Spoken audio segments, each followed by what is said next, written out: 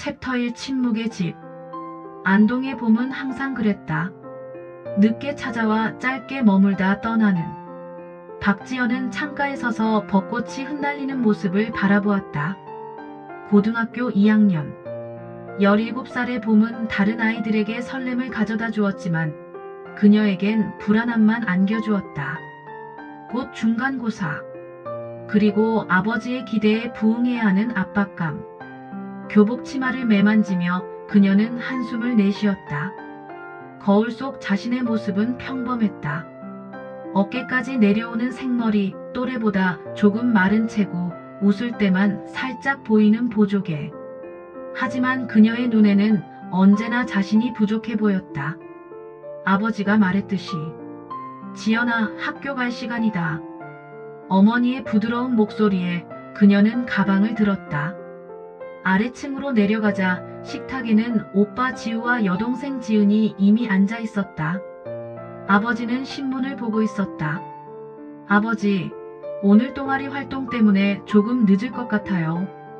지연의 말에 아버지 박상철은 신문을 내리며 차가운 눈으로 그녀를 바라보았다. 무슨 동아리? 독서반이요. 공부는 제대로 하고 있는 거냐?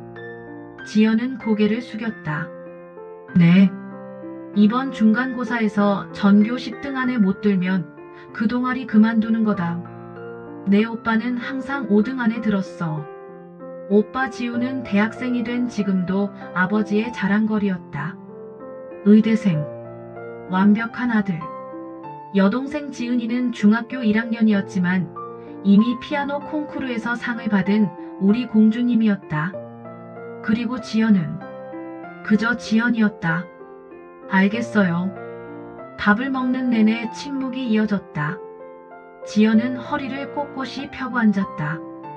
아버지는 식사 예절에 엄격했다. 특히 그녀에게. 나 먼저 갈게요. 밥을 다 먹은 지우가 일어났다. 아버지는 미소를 지었다. 오늘도 열심히 공부해라. 내 아들. 지은이도 일어났다. 저도 갈게요. 오늘 피아노 레슨 있어요. 그래, 우리 공주. 잘 다녀와. 지연도 자리에서 일어났다. 아버지의 표정은 다시 무표정으로 돌아왔다. 지연아. 네. 머리 단정히 묶고 다녀라. 그 모양으로 어떻게 시집을 가냐? 지연은 입술을 깨물었다. 대답 없이 현관으로 향했다. 등 뒤로 어머니의 발자국 소리가 들렸다. 지연아, 이거 가져가. 어머니 윤미자는 도시락을 건넸다. 그녀의 눈은 항상 그랬듯이 슬픔을 담고 있었다. 고마워요, 엄마. 아버지 말씀 너무 신경 쓰지 마. 너를 위해서 그러시는 거야. 지연은 희미하게 웃었다. 어머니는 항상 그렇게 말했다. 아버지의 냉담함과 비난을 정당화하는 말. 하지만 그녀는 알고 있었다. 그것이 사랑이 아니라는 것을. 다녀올게요. 봄바람이 그녀의 머리카락을 흩뜨렸다. 지연은 머리를 단정히 묶었다. 아버지의 말대로. 항상 그랬듯이. 학교 가는 길, 그녀는 이웃집 앞을 지나쳤다. 김미영의 집. 마당에는 화려한 꽃들이 피어 있었다. 김미영은 마당에 물을 주고 있었다. 그녀는 지연을 보자 미소를 지었다. 가식적인 미소. 지연아, 학교 가니? 오늘도 공부 열심히 해야지. 지연은 고개를 숙여 인사했다. 네, 안녕히 계세요. 김미영은 38살의 여성이었다. 교회에서 활발히 활동하는 모범적인 신자. 하지만 지연은 그녀의 또 다른 면을 알고 있었다. 13살 때였다. 여름밤 창문을 열어두고 자던 지연은 마당에서 들려오는 소리에 잠에서 깼다. 아버지와 김미영의 목소리였다. 상철씨, 우리 이러면 안 되는 거 알잖아요. 다들 자고 있어. 아무도 모를 거야. 그래도 조심해요. 당신 딸이 아까 이상한 눈으로 나를 쳐다봤어요. 걱정 마, 그 애는 두네. 아무것도 모를 거야. 그날 밤 지연의 세계는 무너졌다. 그녀가 존경했던 아버지, 도덕적이고 정직하다고 생각했던 아버지가 이웃집 여자와 불륜을 저지르고 있었다. 더 충격적인 것은 어머니가 이 사실을 알면서도 침묵하고 있다는 것을 나중에 알게 된 점이었다. 그 후로 지연은 아버지를 다른 시선으로 보기 시작했다. 다른 사람들에게 도덕을 강요하면서 자신은 그 기준을 지키지 않는 위선자로, 특히 그녀에게 완벽함을 요구하는 모순이 견디기 힘들었다. 학교에 도착하자 친구들이 모여 있었다. 지연은 그들과 어울리지 않았다. 그녀에게는 진짜 친구가 없었다. 아버지의 말이 항상 귓가에 맴돌았다. 너는 왜 그렇게 소심하냐? 내 오빠 지우 봐라. 당당하게 자기 생각을 말하고. 지은이도 어린데 너보다 씩씩하다. 교실에 들어서자 담임 선생님이 공지사항을 전달하고 있었다. 오늘 서울에서 전학생이 왔어요. 이준호 학생, 들어오세요. 문이 열리고 한 남학생이 들어왔다. 키가 크고 단정한 인상의 소년이었다. 그의 눈은 반짝였다. 자신감이 넘쳐 보였다. 안녕하세요. 서울에서 온 이준호입니다. 잘 부탁드립니다. 선생님은 그에게 자리를 안내했다. 지연 옆 빈자리였다. 안녕, 준호가 앉으며 인사했다. 안녕, 지연은 작게 대답했다. 첫 수업은 국어였다. 김지영 선생님이 들어오셨다. 이번 시간에는 조별 과제를 내줄 거예요. 현대시 분석과 재해석. 2명씩 짝을 이루세요. 지연은 불안해졌다. 그녀는 항상 혼자 과제를 하는 것을 선호했다.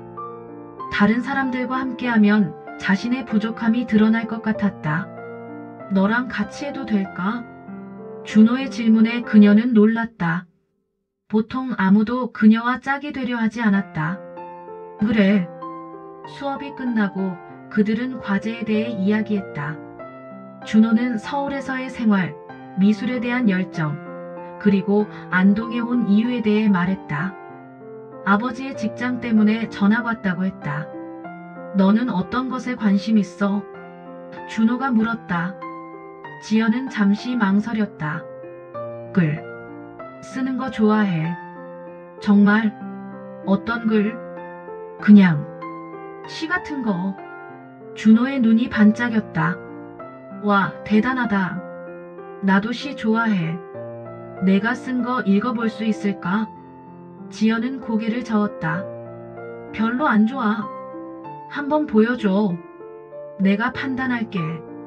그의 진심 어린 관심에 지연은 혼란스러웠다. 아무도 그녀의 글에 관심을 보인 적이 없었다. 특히 아버지는 그것을 쓸데없는 짓이라고 불렀다. 생각해볼게. 학교 시간, 지연은 평소보다 늦게 집을 향했다.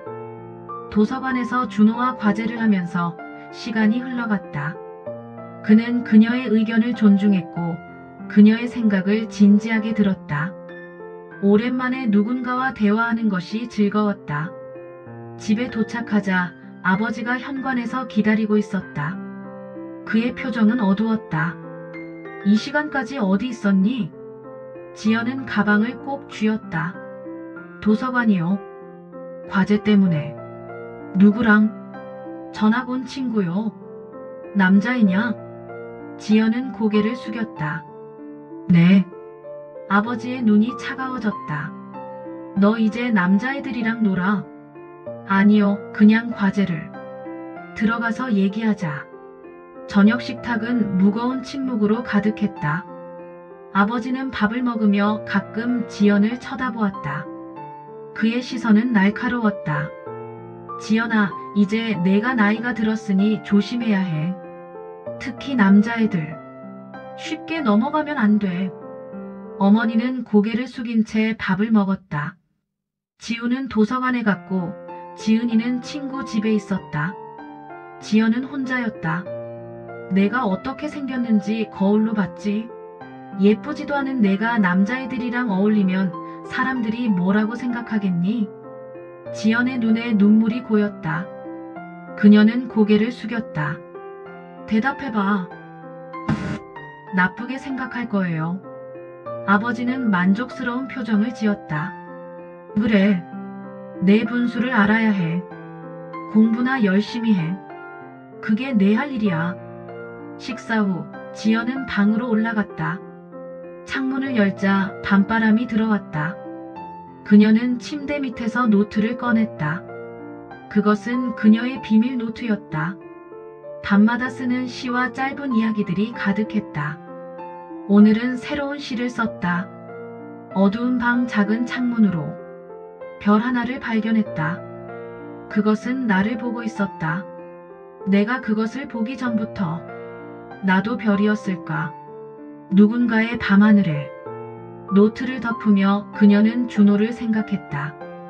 그의 눈에 비친 자신은 어떤 모습일까? 아버지가 말하는 것처럼 보잘것없는 모습일까? 아니면 다른 무언가? 창밖으로 김미영의 집이 보였다. 불이 켜져 있었다.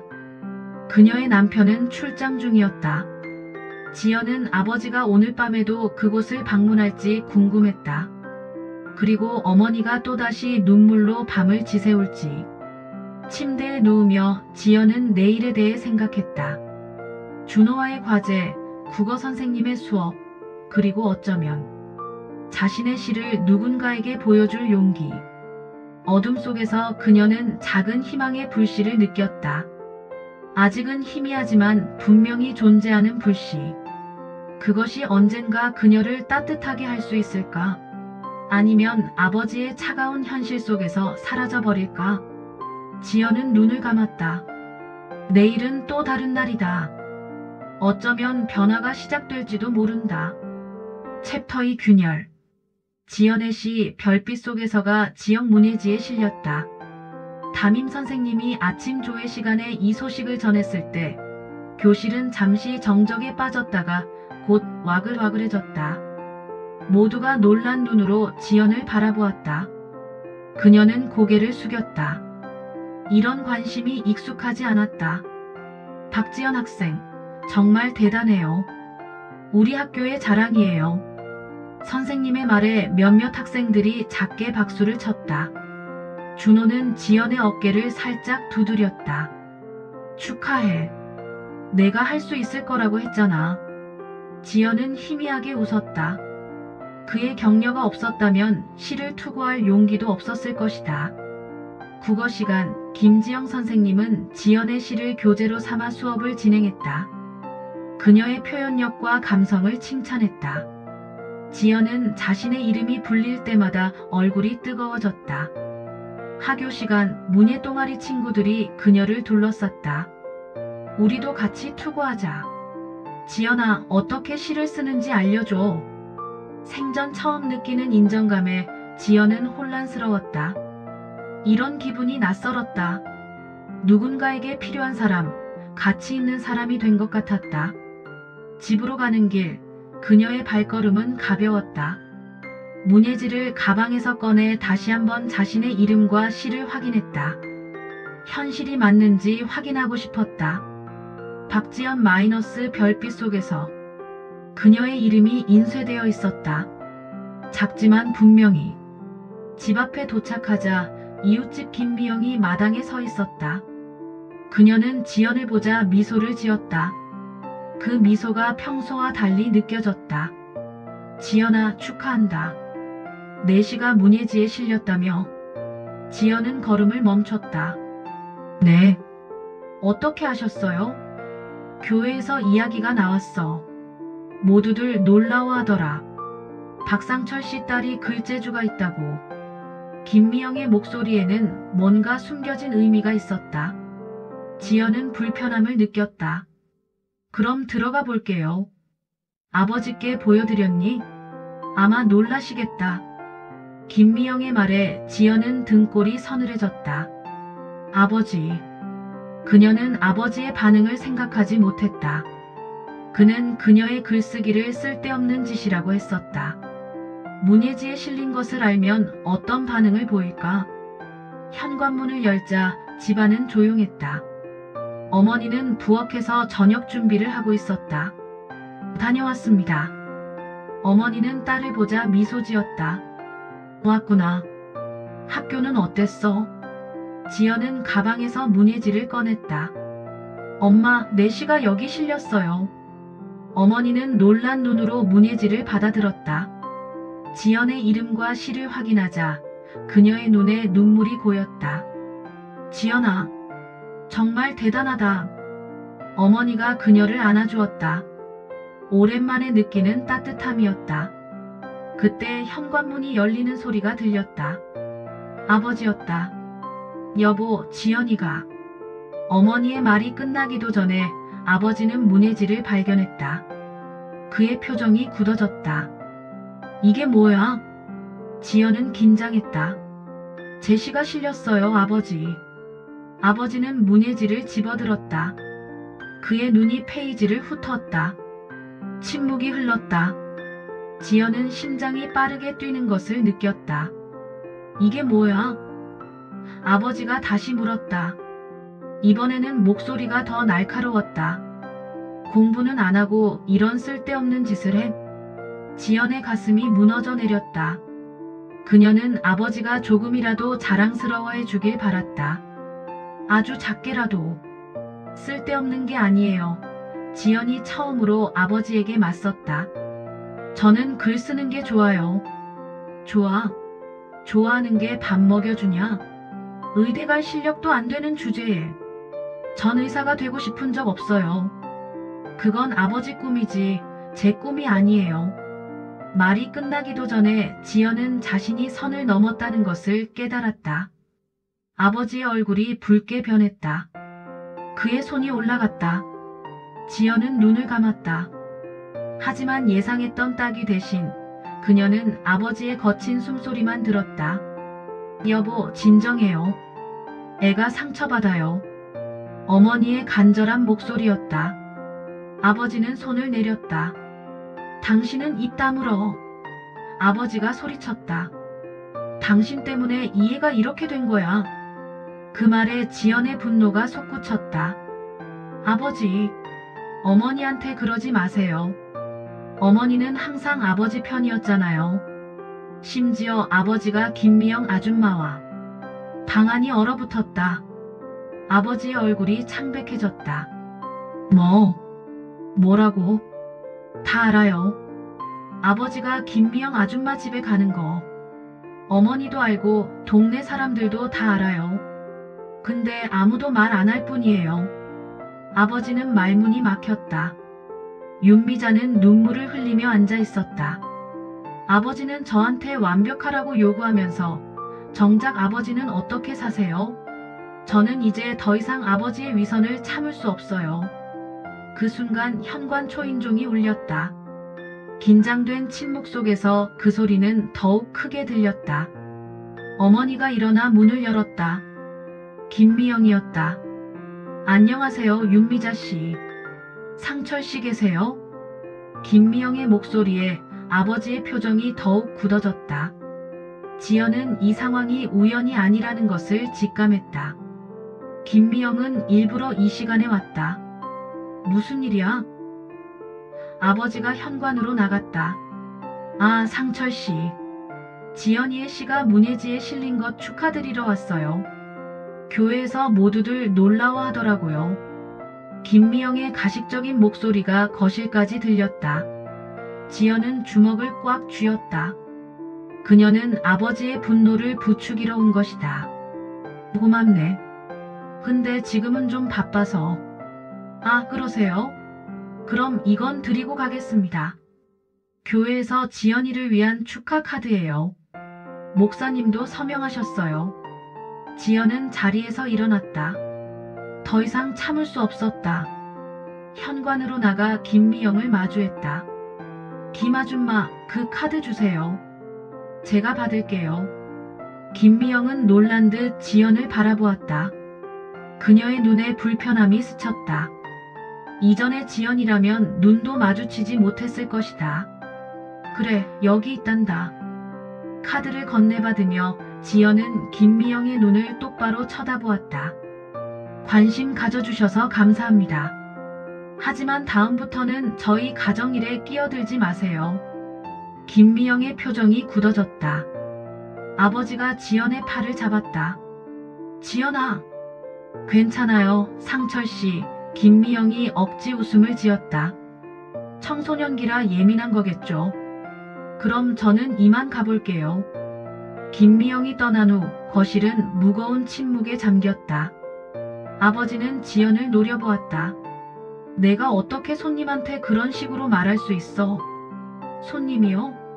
아버지가 어떻게 그 사람을 손님이라고 할 수 있어요? 입 닥쳐. 아버지의 고함에 집안이 울렸다. 내가 뭘 안다고 그래? 어른들 일에 끼어들지 마. 어른들 일이요? 그게 어른들이 하는 일인가요? 결혼한 사람이 다른 여자랑.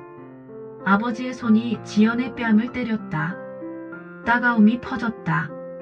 어머니가 비명을 질렀다. 여보, 이제 됐다. 아버지가 소리쳤다. 지연아, 내 방에 가서 생각해봐. 내가 한 행동이 얼마나 잘못됐는지. 지연은 눈물을 참으며 아버지를 바라보았다. 제가 잘못한 게 뭐죠? 진실을 말한 것? 방에 가.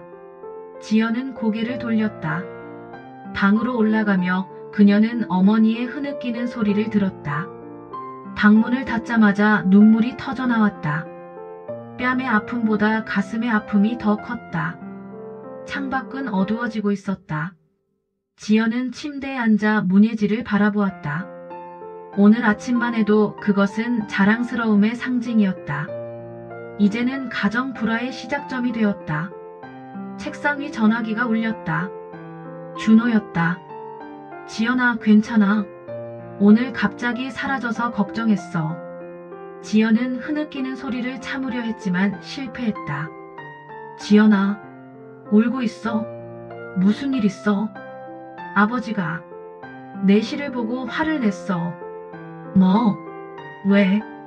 쓸데없는 짓이래. 공부에 방해된대. 전화기 너머로 준호의 한숨 소리가 들렸다. 그건 말도 안 돼. 내시는 정말 아름다워. 재능이 있어. 아버지는 그런 거 상관없어. 그냥 성적만 중요해. 잠시 침묵이 흘렀다. 지금 많이 힘들겠다. 내일 학교에서 보자. 괜찮아질 거야. 전화를 끊고 지연은 창밖을 바라보았다. 김미영의 집에 불이 켜져 있었다. 그녀는 아버지가 오늘 밤 그곳에 갈지 궁금했다. 아마도 그럴 것이다. 그는 항상 그랬다. 책상에 앉아 지연은 새 노트를 꺼냈다. 이번에는 일기장이었다. 오늘 4시가 문예지에 실렸다. 선생님과 친구들이 축하해 주었다. 잠시나마 행복했다. 하지만 집에 오자마자 모든 것이 무너졌다. 아버지는 내 글을 인정하지 않았다. 오히려 화를 냈다. 김미영 아줌마는 일부러 찾아와 상황을 악화시켰다. 나는 더 이상 참지 못하고 말했다. 모든 진실을. 아버지는 나를 때렸다. 처음이 아니다. 하지만 이번에는 달랐다. 이전에는 내가 잘못했다고 생각했다. 이번에는 그렇지 않다. 내가 틀린 게 아니다. 아버지가 틀렸다. 이제 어떻게 해야 할까? 이대로 살 수 없다. 매일 아침 일어나 아버지의 차가운 눈빛을 마주하고 어머니의 슬픈 표정을 보는 것. 김미영 아줌마의 가식적인 미소를 견디는 것. 모두가 알면서도 모른 척하는 이위선의 집에서 준호는 내시가 아름답다고 했다. 재능이 있다고. 김 선생님도 그렇게 말씀하셨다. 그들의 말이 진실일까? 아니면 아버지의 말이? 나는 이제 결정해야 한다. 이대로 침묵하며 살 것인지 아니면 다른 길을 찾을 것인지. 일기를 쓰다 문득 지연은 서울에 사는 이모를 떠올렸다. 정미 이모. 어머니의 언니였다. 대학 교수로 일하며 독립적인 삶을 사는 그녀는 가끔 명절에 안동에 왔다. 그때마다 지연에게 말했다. 지연아, 내가 원한다면 언제든 서울에 와. 이모 집에서 지내도 돼. 내가 하고 싶은 공부를 하렴. 그때는 그저 형식적인 말로 들렸다. 하지만 지금은 다르게 느껴졌다. 하나의 가능성으로. 지연은 서랍에서 이모의 전화번호를 찾았다. 아직 전화하기엔 이른 시간이었다. 하지만 마음속으로 결심했다. 내일 이모에게 전화할 것이다. 창밖에서 소리가 들렸다. 지연은 창가로가 커튼을 살짝 젖혔다. 아버지가 대문을 나서고 있었다. 그의 걸음은 결연했다. 김미영의 집으로 향하는 듯했다. 지연은 커튼을 닫았다. 더 이상 보고 싶지 않았다. 침대에 누워 천장을 바라보았다. 오늘 일어난 모든 일들이 머릿속을 맴돌았다. 문예지에 실린 기쁨, 아버지와의 충돌, 김미영과의 대면, 그리고 마지막 결심. 내일 그녀는 이모에게 전화할 것이다. 새로운 시작을 위해. 챕터 3 새로운 하늘 아래. 아침 햇살이 창문을 통해 비집고 들어왔다. 지연은 뜬 눈으로 밤을 새웠다. 뺨의 따가움은 가라앉았지만 가슴 속 상처는 더 깊어진 듯했다. 어젯밤 아버지는 늦게 돌아왔다. 현관문이 열리는 소리, 술 냄새, 그리고 어머니의 작은 훌쩍임. 익숙한 소리들이었다. 책상 위 시계는 6시를 가리키고 있었다. 지연은 침대에서 일어나 창밖을 바라보았다. 안동의 아침은 고요했다. 이웃집 김미영의 집도 아직 불이 꺼져 있었다.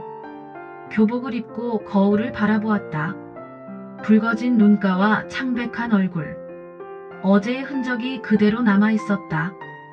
가방을 챙기며 그녀는 서랍에서 이모의 전화번호를 꺼내 주머니에 넣었다. 조심스럽게 방문을 열고 나왔다. 집안은 조용했다. 부엌에서 어머니가 아침을 준비하고 있었다. 그녀의 눈도 붓고 충혈되어 있었다. 지연아, 일어났니? 어머니의 목소리는 쉬어 있었다. 지연은 고개를 끄덕였다. 아침 먹고 가. 괜찮아요. 일찍 가볼게요. 어머니는 딸의 얼굴을 살폈다. 그녀의 눈에 걱정이 서렸다. 지연아, 어제는. 말하지 마세요, 엄마. 지연이 어머니의 말을 끊었다. 이미 다 알고 있어요. 어머니는 한숨을 내쉬었다. 그녀는 무언가 말하려다 그만두었다. 대신 도시락을 건넸다. 이거라도 가져가. 지연은 도시락을 받아들었다. 어머니의 눈을 피했다. 그녀를 원망하지는 않았지만 이해할 수도 없었다. 왜 이 모든 것을 참고 살았는지. 다녀올게요. 학교는 평소보다 한산했다. 아직 이른 시간이었다. 지연은 빈 교실에 들어가 창가 자리에 앉았다. 창밖으로 등교하는 학생들이 보였다. 그들은 웃고 떠들며 걸어왔다. 평범한 아침. 그녀에게만 다른 아침. 지연아. 준호의 목소리에 그녀는 고개를 들었다. 그가 교실 문에 서 있었다. 이렇게 일찍 올 줄 몰랐어. 지연은 희미하게 웃었다. 그냥 집에 있기 싫어서. 준호는 그녀 옆자리에 앉았다. 그는 지연의 얼굴을 자세히 살폈다. 많이 힘들어 보여. 괜찮아. 지연은 고개를 저었다. 더 이상 괜찮은 척하고 싶지 않았다. 아니, 괜찮지 않아. 준호는 잠시 침묵했다. 그는 무슨 말을 해야 할지 몰라 보였다. 대신 가방에서 무언가를 꺼냈다. 작은 책이었다. 이거 너에게 주고 싶어서 가져왔어. 시집이었다. 표지에는 별들에게라고 쓰여 있었다. 내가 좋아하는 시집이야. 내시가 이 책의 시들을 떠올리게 해서. 지연은 책을 받아들었다. 첫 페이지를 넘기자 준호의 글씨가 보였다. 지연에게. 내 별이 언제나 빛나길. 고마워. 수업 시간이 시작되고 학생들이 하나둘 교실로 들어왔다. 평소와 같은 하루가 시작되었지만 지연에게는 모든 것이 다르게 느껴졌다. 수업 내내 그녀는 창밖만 바라보았다. 선생님의 목소리는 멀리서 들려오는 것 같았다. 점심시간, 지연은 준호와 함께 옥상으로 올라갔다. 그곳은 조용했다. 도시락을 펼치며 그녀는 어머니를 생각했다. 아침에 건넨 도시락. 그 작은 행동에 담긴 미안함과 사랑. 준호야, 넌 가족이랑 잘 지내? 준호는 잠시 생각하다 대답했다. 그냥 평범해. 가끔 아버지랑 다투기도 하고. 하지만 대체로 괜찮아. 그게 부러워. 내 집은 많이 힘든가 보네. 지연은 고개를 끄덕였다. 처음으로 그녀는 집에서의 일들을 누군가에게 이야기했다. 아버지의 냉담함, 어머니의 침묵, 그리고 김미영과의 일. 말을 하면서 그녀는 눈물을 참으려 했지만 실패했다. 미안해. 이런 얘기 듣기 싫을 텐데. 아니야. 준호가 손수건을 건넸다. 들어줄 사람이 필요했을 텐데. 지연은 손수건으로 눈물을 닦았다. 난 이제 결정했어. 이모한테 전화해서 서울로 갈 거야. 서울? 응. 이모가 대학 교수야. 전에도 서울에 오라고 했었어. 준호는 놀란 눈으로 지연을 바라보았다. 정말 갈 거야? 더 이상 이렇게 살 수 없어. 학교 시간, 지연은 학교 공중전화로 향했다. 주머니에서 이모의 번호를 꺼내 들었다. 손가락이 떨렸다. 이 전화 한 통이 그녀의 인생을 바꿀 것이다. 번호를 누르자 신호음이 울렸다. 한 번, 두 번. 여보세요? 이모의 목소리였다. 지연은 목이 메었다. 이모, 저 지연이에요. 지연아, 오랜만이구나. 잘 지내고 있니? 이모. 지연의 목소리가 떨렸다. 제가 서울에 가도 될까요? 전화기 너머로 잠시 침묵이 흘렀다. 지연아, 무슨 일이 있니?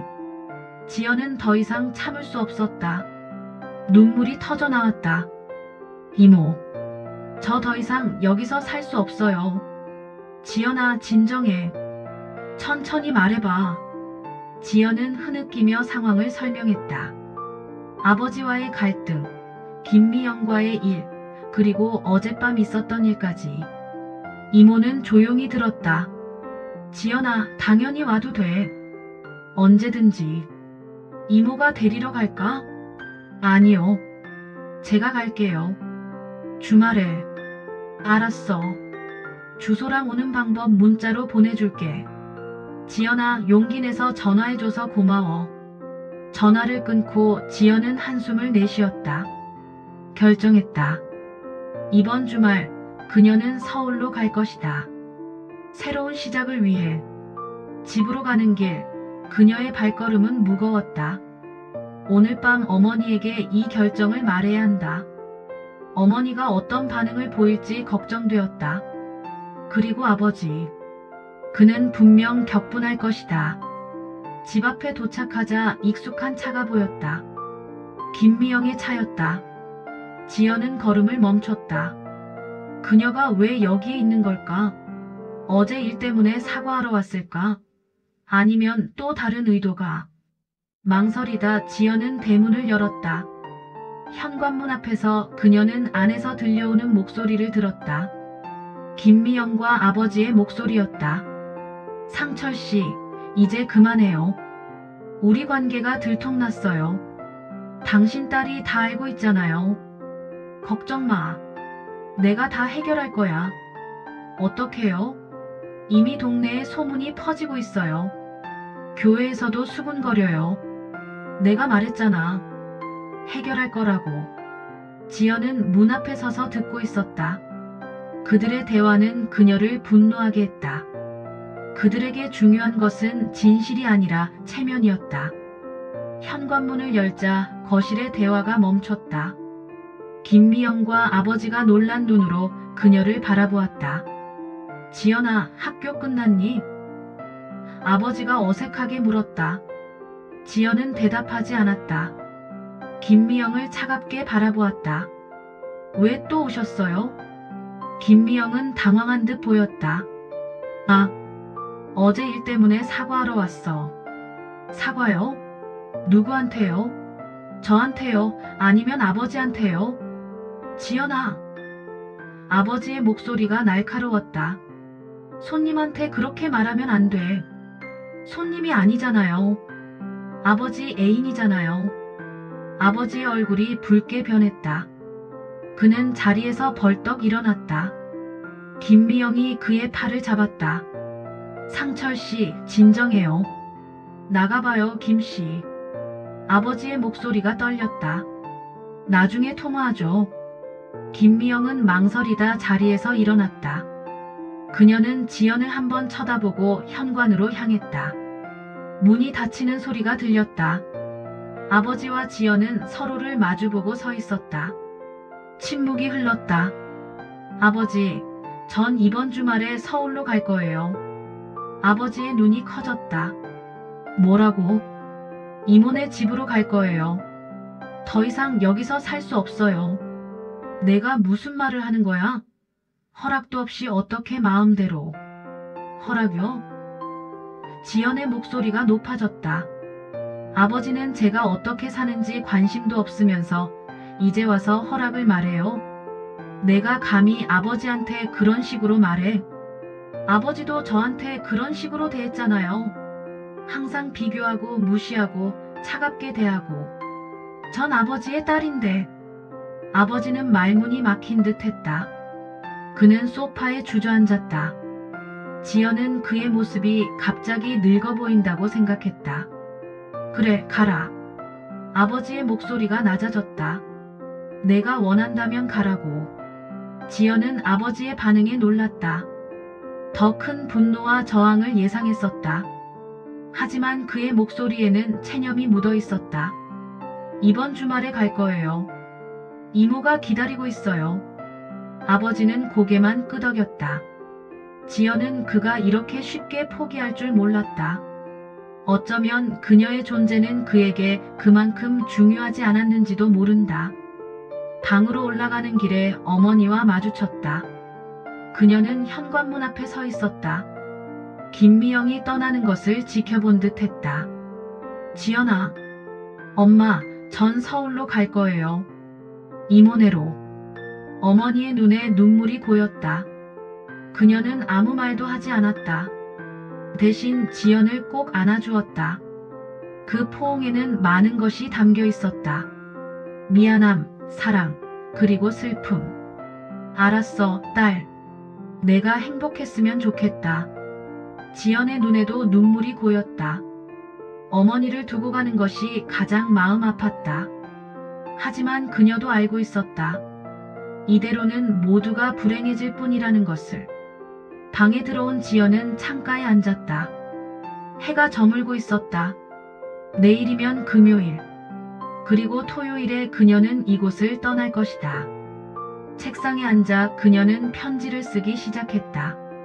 어머니에게, 그리고 아버지에게. 그녀의 마음을 모두 담은 편지.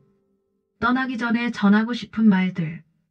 어머니께 저를 낳아주시고 키워주셔서 감사합니다. 어머니의 사랑은 항상 느껴왔어요.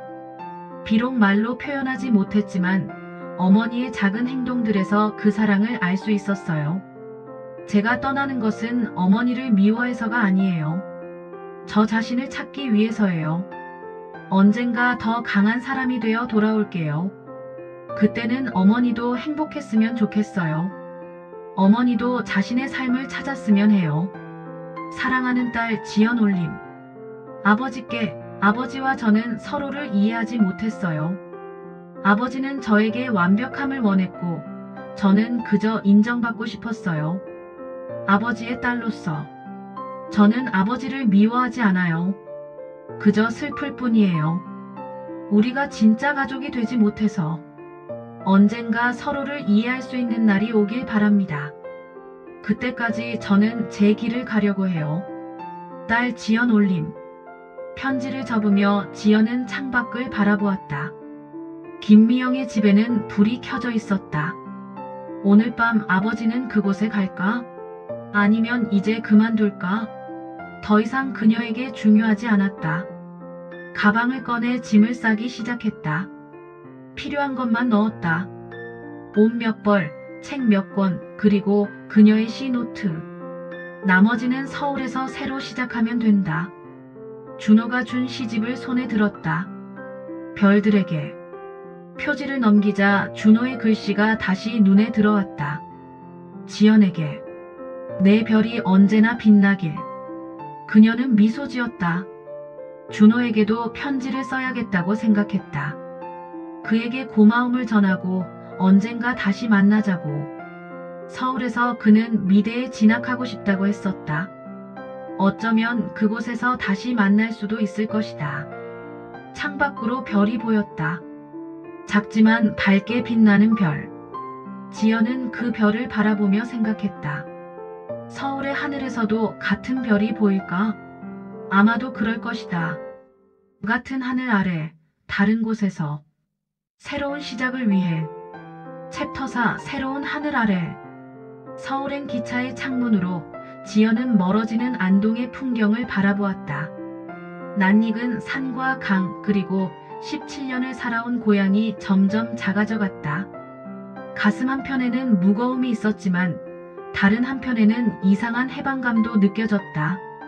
출발 전 어머니는 역까지 배웅을 나왔다. 아버지는 오지 않았다. 어머니는 지연의 손을 꼭 잡고 말했다. 지연아, 잘 지내. 가끔 전화해.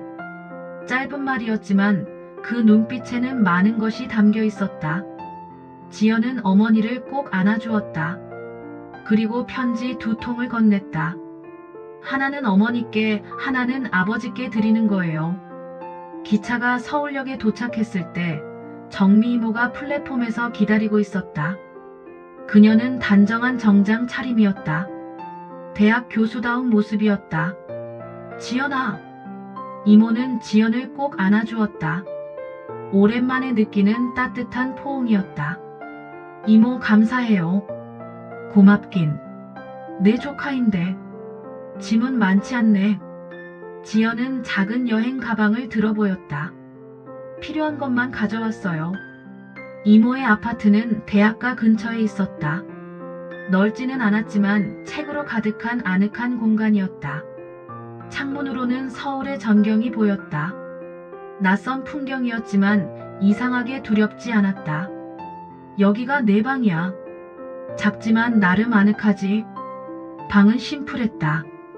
침대와 책상, 작은 책장이 전부였다. 하지만 지연에게는 충분했다. 이곳은 새로운 시작을 위한 공간이었다. 완벽해요, 이모. 피곤할 텐데 쉬어. 내일부터 학교 알아보자. 혼자 남겨진 방에서 지연은 창밖을 바라보았다. 서울의 밤하늘은 안동과 달랐다. 별이 많이 보이지 않았지만 대신 수많은 빛들이 반짝였다. 그것도 나름의 별들이었다.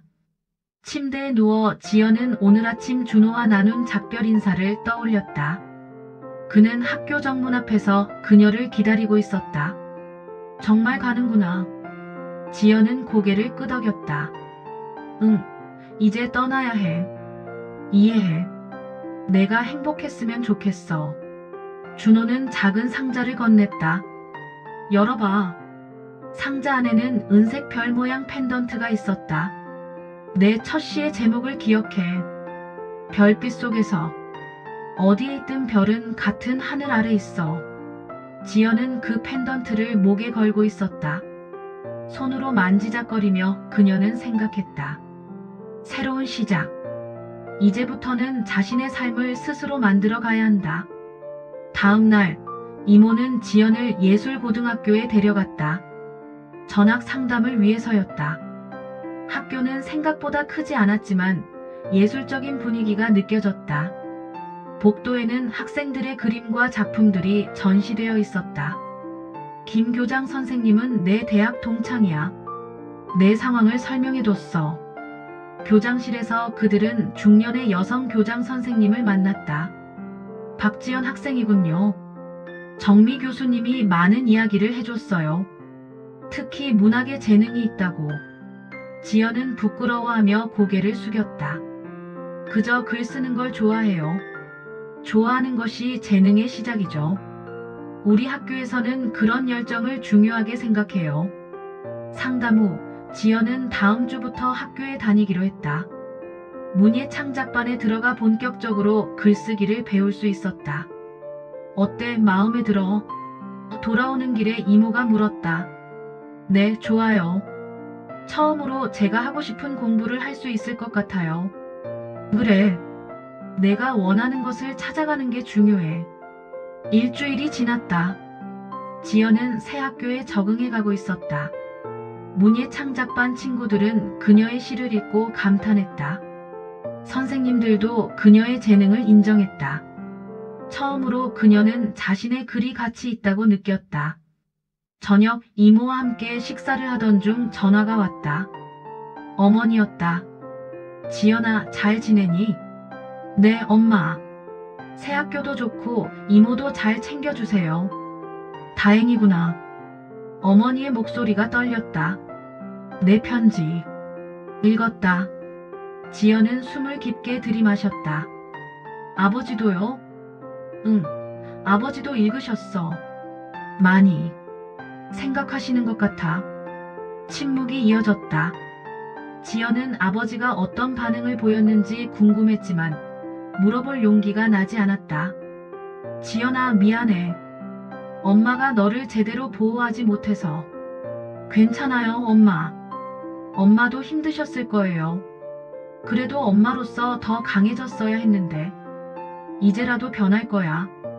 내 편지가 엄마에게 용기를 줬어. 통화를 마치고 지연은 창가에 앉았다. 서울의 밤하늘을 바라보며 그녀는 안동에 있는 가족을 생각했다. 어머니의 목소리에서 변화의 기미가 느껴졌다. 작지만 의미 있는 변화. 다음 날 학교에서 지연은 문예지 투고에 도전하기로 했다. 서울의 유명 청소년 문예지였다. 선생님의 권유로 그녀는 새 시를 썼다. 낯선 도시의 밤하늘에서 별을 찾는 나. 어제의 나와 다른 오늘의 나. 상처는 아직 아프지만 그 아픔이 나를 움직이게 한다. 별을 찾는 여정에서 나는 나 자신을 발견한다. 시를 투고하고 2주 후 놀라운 소식이 왔다. 그녀의 시가 선정되었고 청소년 문학상 후보에 올랐다는 것이다. 지연아, 축하해. 담당 선생님이 소식을 전했다. 이건 정말 큰 성과야. 지연은 믿기지 않았다. 그녀의 글이, 그녀의 감정이 누군가에게 가치 있게 느껴진다는 사실이 신기했다. 이모에게 이 소식을 전하자 이모는 특별한 저녁 식사를 준비했다. 와인까지 따라주며 건배를 제안했다.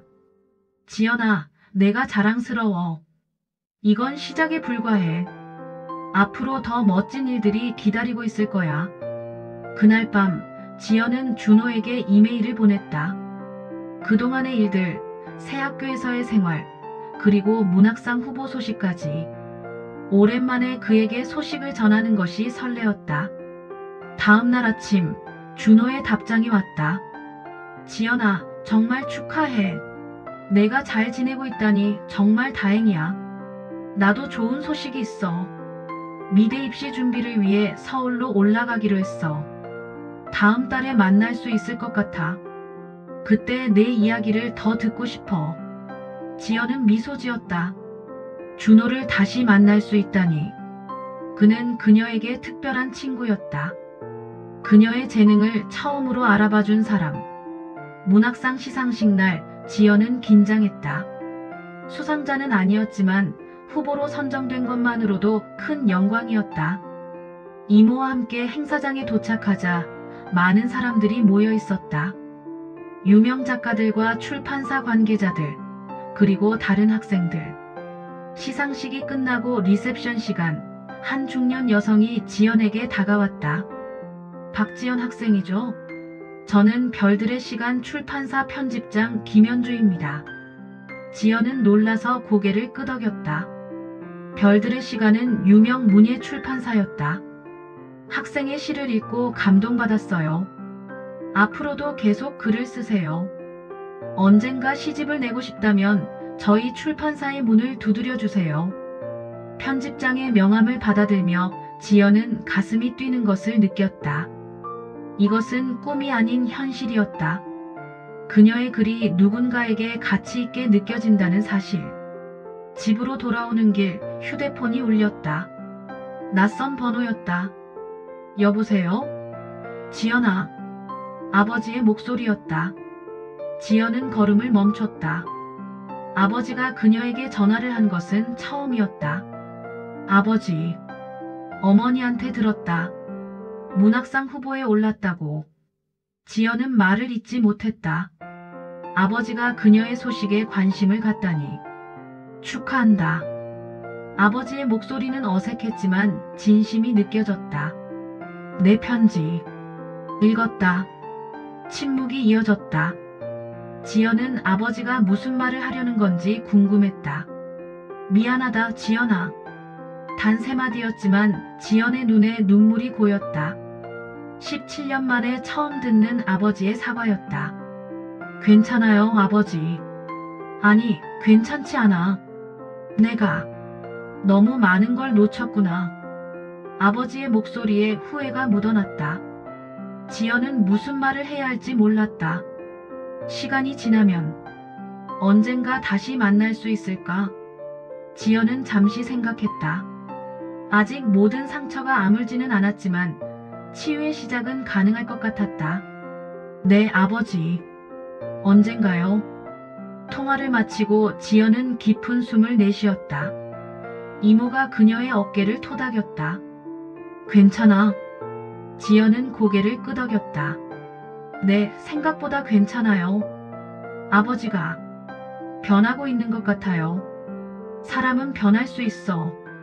내가 용기 있게 행동했기 때문에 모두가 변하고 있는 거야. 집에 돌아와 지연은 새 시를 쓰기 시작했다. 이번에는 화해라는 제목이었다. 깨진 거울 속에서 조각난 나를 보았다.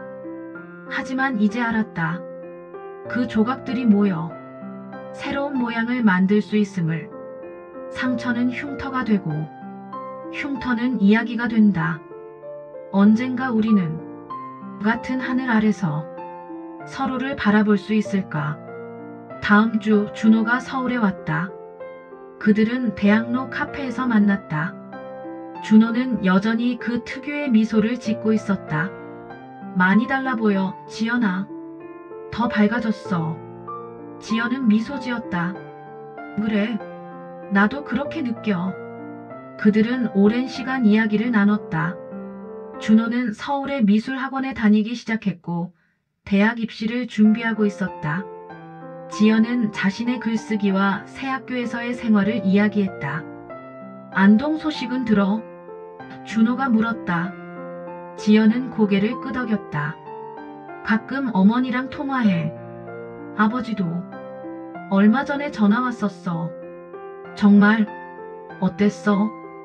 아직은 어색하지만 변하고 있는 것 같아. 어머니도 그렇고. 준호는 지연의 손을 잡았다. 다행이다. 내가 행복했으면 좋겠어. 지연은 준호의 손을 마주 잡았다. 그의 따뜻함이 느껴졌다. 고마워, 준호야. 내가 없었다면 이 모든 변화가 없었을 거야. 아니야. 이건 다 내 용기 덕분이야. 카페를 나와 그들은 한강공원을 걸었다. 봄바람이 불어왔다. 지연은 강물을 바라보며 생각했다. 안동에서의 삶, 서울에서의 새 시작, 그리고 앞으로의 가능성들. 준호야, 나 결심했어. 뭘? 내 이야기를 책으로 쓸 거야. 나 같은 상황에 있는 청소년들에게 희망을 주는 이야기로. 준호의 눈이 반짝였다. 멋진 생각이야. 내가 할 수 있을 거라 믿어. 하늘에는 별들이 하나둘 보이기 시작했다. 지연은 목에 걸린 별 펜던트를 만졌다. 이제 그녀는 자신만의 빛을 찾아가고 있었다. 아직 여정의 시작이지만 그 끝에는 더 밝은 빛이 있을 것이다. 준호야, 같이 걸을래? 이 새로운 길을. 준호는 미소 지으며 고개를 끄덕였다. 언제나. 그들은 나란히 강변을 걸었다. 서울의 밤하늘 아래 새로운 꿈을 향해. 챕터 5 별들의 시간. 봄비가 창문을 두드렸다. 지연은 책상 앞에 앉아 마지막 문장을 적었다. 끝. 그녀의 첫 소설 원고가 완성되는 순간이었다. 손목이 아팠지만 가슴은 뿌듯함으로 가득했다. 드디어 끝났다. 한 해가 지났다. 서울에서의 새로운 삶, 예술고등학교에서의 시간들, 그리고 그녀의 이야기를 담은 소설 작업. 모든 것이 꿈처럼 빠르게 지나갔다. 출판사 편집장 김현주는 지연의 원고를 읽고 출판을 결정했다. 청소년 소설로는 이례적인 일이었다. 제목은 별들의 시간으로 정했다. 지연의 첫 시를 떠올리게 하는 제목이었다. 휴대폰이 울렸다. 어머니였다. 지연아, 원고 마감했니? 네, 방금 끝냈어요. 축하한다, 딸. 엄마는 내가 자랑스러워. 지연은 미소 지었다. 어머니의 목소리는 예전과 달랐다. 더 밝고 힘이 있었다. 안동에도 많은 변화가 있었다. 어머니는 용기를 내어 아버지와 대화했고 둘은 부부 상담을 받기 시작했다. 김미영과의 분류는 끝났다. 아픔은 남았지만 치유의 과정이 시작된 것이다.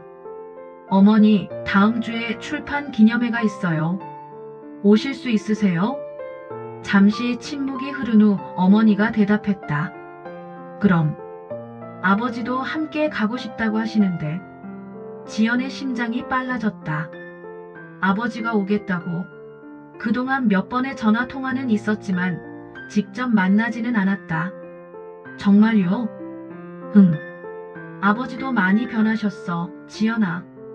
통화를 마치고 지연은 창밖을 바라보았다. 서울의 풍경은 이제 익숙해졌다. 처음에는 낯설고 두려웠던 이 도시가 이제는 그녀의 일부가 되었다. 이모는 늦게 귀가했다. 대학에서 강의가 있는 날이었다. 지연아, 원고 마감했니? 네, 드디어 끝냈어요. 이모는 미소 지으며 지연의 머리를 쓰다듬었다. 축하해. 내 조카가 작가가 되다니. 이모 덕분이에요. 이모가 없었다면 이런 기회도 없었을 거예요. 아니야. 이건 모두 내 용기 덕분이야. 내가 자신의 삶을 선택했기 때문에 가능한 일이었어. 이모는 냉장고에서 케이크를 꺼냈다. 지연의 원고 완성을 축하하기 위해 사온 것이었다. 자, 오늘은 축하하자. 내일부터는 또 새로운 시작이니까. 케이크를 먹으며 지연은 이모에게 부모님의 방문 소식을 전했다. 아버지도 오신대요. 이모의 눈이 커졌다. 정말? 그거 참 의외구나. 저도 놀랐어요. 어떻게 해야 할지 모르겠어요. 이모는 잠시 생각하더니 말했다. 그냥 내 모습 그대로 보여주면 돼. 내가 얼마나 성장했는지, 얼마나 행복한지. 그게 부모님에게 줄 수 있는 가장 큰 선물일 거야. 다음 날 준호가 찾아왔다. 그는 이제 미대 입시를 준비하는 예비 대학생이었다. 지연의 소설 표지 디자인을 그가 맡았다. 어때? 마음에 들어. 준호가 보여준 표지 디자인은 아름다웠다. 밤하늘의 별들과 그 아래 서 있는 소녀의 실루엣. 단순하면서도 깊은 의미가 담겨 있었다. 완벽해, 준호야. 정말 내 이야기 같아. 그게 목표였으니까. 준호가 웃었다. 내 소설이 많은 사람들에게 희망이 될 거야. 그들은 한강공원을 산책했다. 봄비가 그친 후에 맑은 공기가 상쾌했다. 강물은 햇빛을 받아 반짝였다. 부모님이 출판 기념회에 오신대. 준호의 눈이 커졌다. 정말? 아버지도? 지연은 고개를 끄덕였다. 아직도 믿기지 않아. 긴장되겠다. 그래. 하지만 한편으로는 기대도 돼. 아버지가 어떻게 변했는지 궁금해. 준호는 지연의 손을 잡았다. 괜찮을 거야. 내가 이만큼 성장했는데 아버지도 변했을 거야. 출판 기념회 전날, 지연은 잠을 이루지 못했다. 내일 아버지를 만난다는 생각에 가슴이 뛰었다. 그동안 어머니를 통해 아버지의 소식은 들었다. 술을 끊었다는 것, 상담을 받고 있다는 것, 그리고 그녀의 소설 출판 소식에 기뻐했다는 것. 창밖의 별을 바라보며 지연은 안동에서의 마지막 밤을 떠올렸다. 그때는 모든 것이 절망적이었다. 하지만 이제는 다르다. 그 밤에 어둠이 있었기에 지금의 빛이 더 소중하게 느껴졌다. 출판 기념회 당일, 작은 서점에는 많은 사람들이 모였다. 학교 친구들, 선생님들, 그리고 출판사 관계자들. 지연은 긴장된 마음으로 사람들의 얼굴을 살폈다. 아직 부모님은 보이지 않았다. 긴장하지 마. 이모가 지연의 어깨를 토닥였다. 다 잘 될 거야. 행사가 시작되고 지연은 무대에 올랐다. 자신의 이야기, 소설을 쓰게 된 계기, 그리고 희망의 메시지를 전했다. 말을 마치고 청중을 바라보던 그 순간, 그녀는 부모님을 발견했다. 맨 뒷자리에 조용히 앉아 있었다.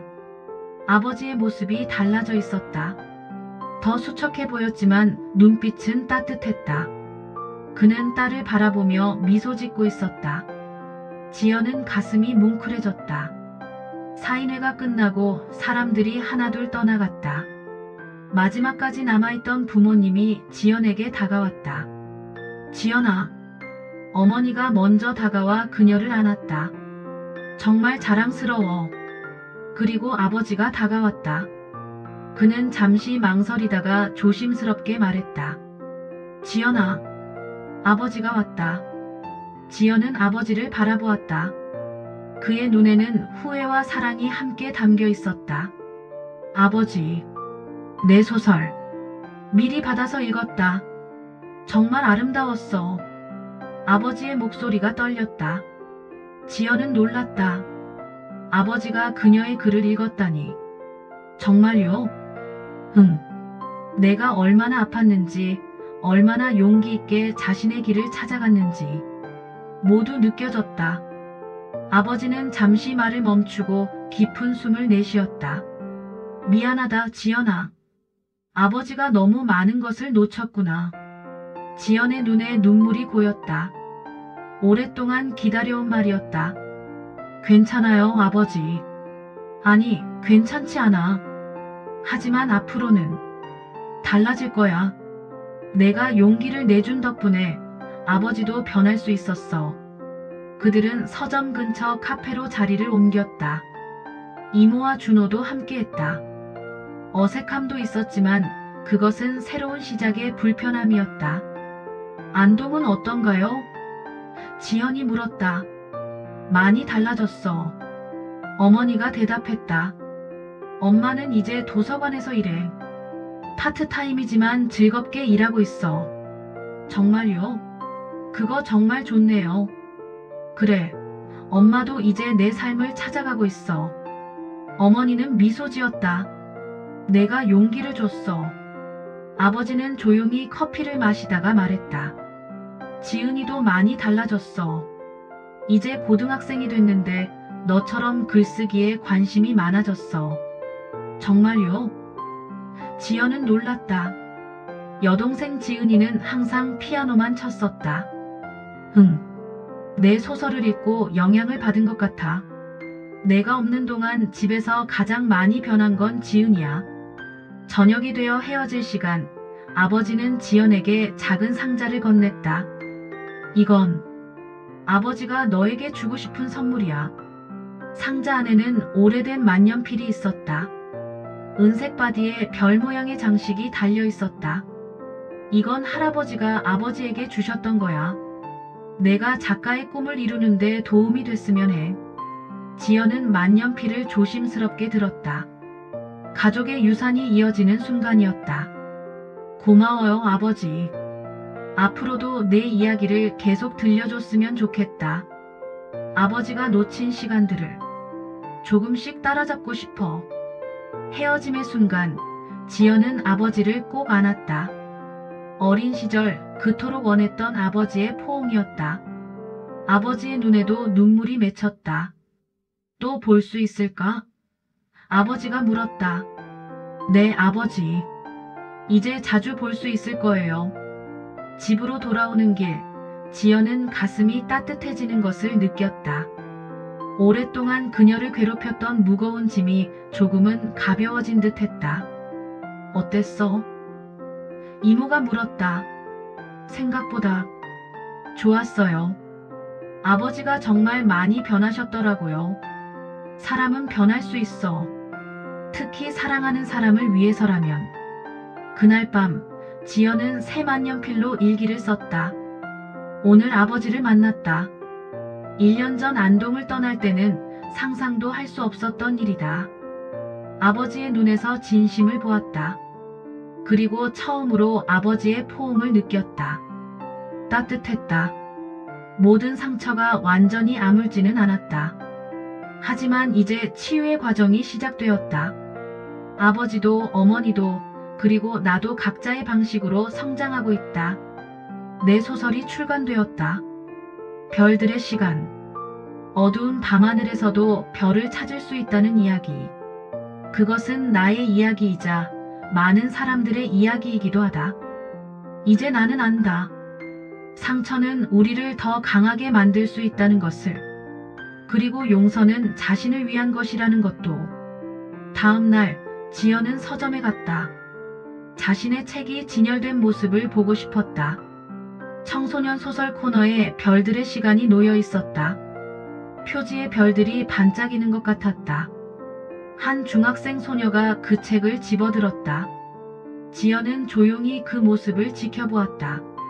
소녀는 책 뒷표지를 읽고 있었다. 이 책 좋아요? 소녀가 갑자기 지연에게 물었다. 지연은 미소 지었다. 네, 좋아요. 어두운 시간을 지나 별을 찾아가는 이야기예요. 저도 지금 어두운 시간을 지나고 있는 것 같아요. 지연은 소녀의 눈을 바라보았다. 그 눈에서 자신의 과거 모습을 보는 것 같았다. 별은 항상 그 자리에 있어요. 구름에 가려져 보이지 않을 때도. 소녀는 책을 가슴에 안았다. 감사해요. 이 책을 읽어볼게요. 소녀가 떠난 후 지연은 창밖을 바라보았다. 서울의 봄은 안동과 달랐다. 더 분주하고 더 화려했다. 하지만 하늘은 같았다. 같은 하늘 아래 모두가 자신만의 별을 찾아가고 있었다. 휴대폰이 울렸다. 준호였다. 지연아, 오늘 저녁에 시간 있어? 축하 파티를 하려고. 그래, 좋아. 그리고 내 다음 소설은 뭐에 관한 거야? 지연은 미소 지었다. 아직 정확히 모르겠어. 하지만 희망에 관한 이야기가 될 거야. 기대할게. 통화를 마치고 지연은 서점을 나왔다. 햇살이 따뜻했다. 그녀는 목에 걸린 별 펜던트를 만졌다. 준호가 준 선물. 그리고 주머니 속 할아버지의 만년필을 느꼈다. 아버지가 준 선물. 이제 그녀는 자신만의 이야기를 계속 써나갈 것이다. 상처와 치유, 용서와 성장에 관한 이야기. 그것은 그녀의 별들의 시간이 될 것이다. 집으로 향하는 길, 지연은 하늘을 올려다보았다. 푸른 하늘 위로 희미하게 달이 보였다. 낮에도 빛나는 달처럼 어둠 속에서도 빛은 존재한다. 그녀는 이제 그 진리를 알고 있었다. 감사해요. 그녀는 작게 속삭였다. 누구를 향한 말인지는 그녀도 정확히 알 수 없었다. 어쩌면 그녀를 이 자리에 있게 해준 모든 사람들, 모든 상처들, 그리고 모든 별들을 향한 감사였을지도 모른다.